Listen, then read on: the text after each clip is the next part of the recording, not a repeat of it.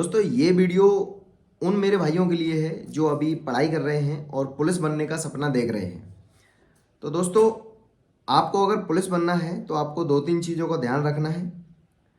और मैं ये वीडियो में शुरू से एंड तक पुलिस बनने के लिए आपको क्या क्या करना होगा, क्या क्या आपकी एजुकेशनल क्वालिफिकेशन होनी चाहिए, क्या आपकी एज का क्राइटेरिया होना चाहिए और आपको कौन सी शुरुआत में बुक से पढ़ना चाहिए, जो मेरे भाई अभी शुरुआत कर रहे हैं उनके लिए ये वीडियो बहुत हेल्पफुल होने वाली है। और जो ऑलरेडी कंपटीशन की दुनिया में एंटर कर चुके हैं उनके लिए ज़्यादा ये वीडियो मायने नहीं रखती है। तो जो लोग शुरुआत कर रहे हैं उनके लिए ये वीडियो बहुत इंपॉर्टेंट होने वाली है। तो शुरू से एंड तक देखें। अगर चैनल सब्सक्राइब नहीं किया है तो सब्सक्राइब कर लें, आगे भी आपको अपडेट मिलती रहेगी बहुत सारी चीज़ों की।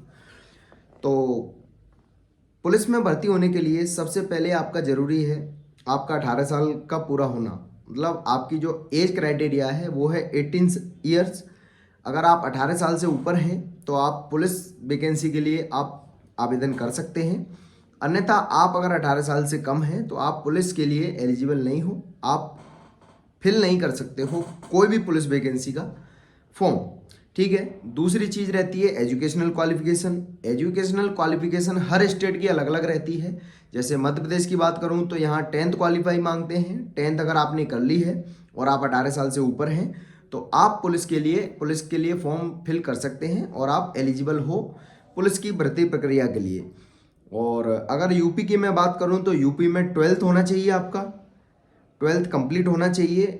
आप अगर 12th में अगर पढ़ रहे हैं, आपके एग्ज़ाम कुछ दिन बाद हैं, तब भी आप एलिजिबल नहीं हैं। आपका पास आउट होना ज़रूरी है जब आपका नोटिफिकेशन निकले।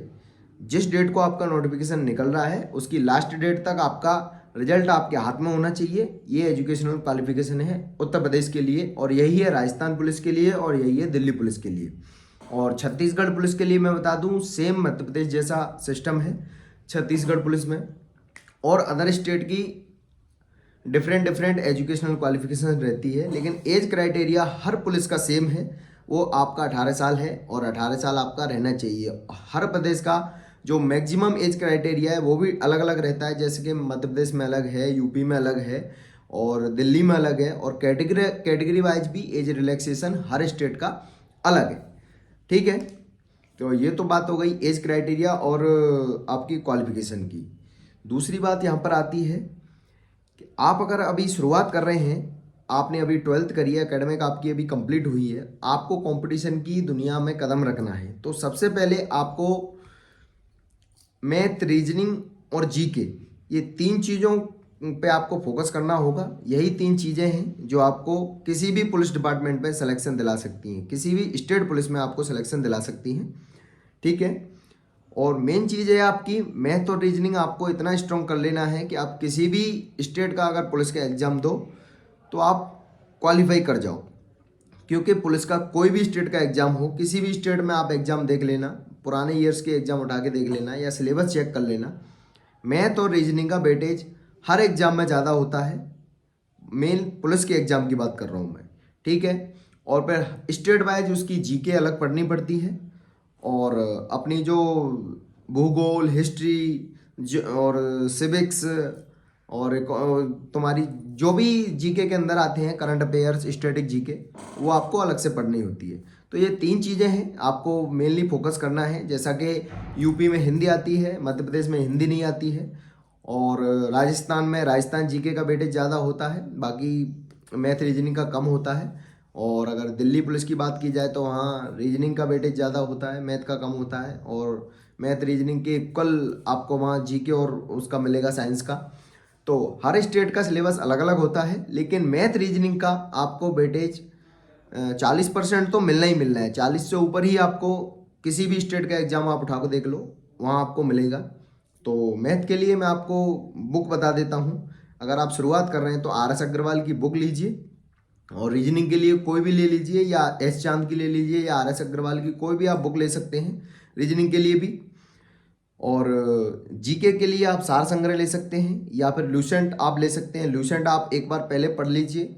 लूसेंट में से ज़्यादातर एग्जाम आपको देखने को मिल जाएंगे, ज़्यादातर क्वेश्चन आपको लूसेंट में से मिलेंगे। किसी भी एग्जाम को ले लीजिए आप, लूसेंट आपने पढ़ ली तो आपका एक जीके का पोर्शन कंप्लीट हो जाएगा इधर से।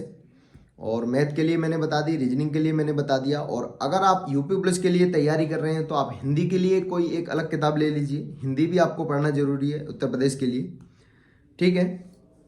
तो ये तो सिलेबस की बात हो गई, कौन सी बुक्स आपको पढ़नी है और किस तरीके से पढ़नी है। और जैसे ही आपका एकेडमिक क्लियर हो जाता है, आप ये मत सोचिएगा अभी हमारे पास 1 साल का समय है, 2 साल का समय है, हमने 12th करी है, अभी हम 1 साल आराम करेंगे। तो जैसे ही आप ग्रेजुएशन में आप जाते हो, बीएससी कर रहे हो, बीए कर रहे हो, अगर आपको मैं एक चीज़ और बता दूं, अगर आपको पुलिस ही बनना है तो आप बीटेक और ये इनके चक्कर में ना पड़िए। आप सिंपल सी ग्रेजुएशन के लिए बीएससी या बीए ट्राई करिए, उनमें आप पढ़ने जाइए। डेली पढ़ने के लिए गवर्नमेंट जो कॉलेज होते हैं वहाँ डेली बुलाया जाता है, प्राइवेट में डेली नहीं बुलाया जाता है। आप कोचिंग करते रहिए, उनके ट्यूशन्स लेते रहिए और साथ ही साथ आप कंपटीशन की तैयारी करते रहिए। तो आपको 1 से 2 साल का समय लगेगा अगर आप एकेडमिक के साथ अगर कंपटीशन की तैयारी कर रहे हैं।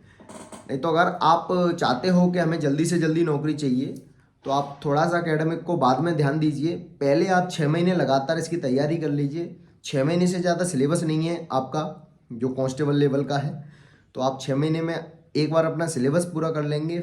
फिर आपको लगेगा कि हमको बड़ी तैयारी करना चाहिए, तो वो आपके ऊपर डिपेंड है। और कोई भी बड़ी जॉब के लिए आपको ग्रेजुएट होना ज़रूरी है, मिनिमम क्वालिफिकेशन उसकी ग्रेजुएट होना होता है। तो उसके लिए आपको एकेडमिक भी देखना पड़ेगा, आपको ग्रेजुएशन में भी ध्यान देना पड़ेगा। तो उसके लिए थोड़ा सा आपको समय मिल जाएगा, 2-3 साल आपको मिल जाएगा कि 3 साल की आपकी ग्रेजुएशन है। उसी बीच आप कंपटीशन की तैयारी करते रहें, धीरे धीरे कोई भी कोचिंग सेंटर या फिर यूट्यूब के माध्यम से आप पढ़ सकते हैं। तो इस तरीके से आपकी तैयारी हो जाएगी और आप जब भी एग्ज़ाम देंगे आपको लाभ प्राप्त होगा। और अगर मान लीजिए अगर पहले दूसरे एग्ज़ाम में आपका नहीं भी हो रहा है तो आप लगातार तैयारी करते रहेंगे तो कहीं ना कहीं आपका तीसरे में तो सिलेक्शन 100% हो ही जाएगा, ठीक है। तो ये है सारी प्रक्रिया। अगर आपको पुलिस बनना है तो पुलिस के आपको कोई भी एग्ज़ाम निकालना है तो यही प्रक्रिया है।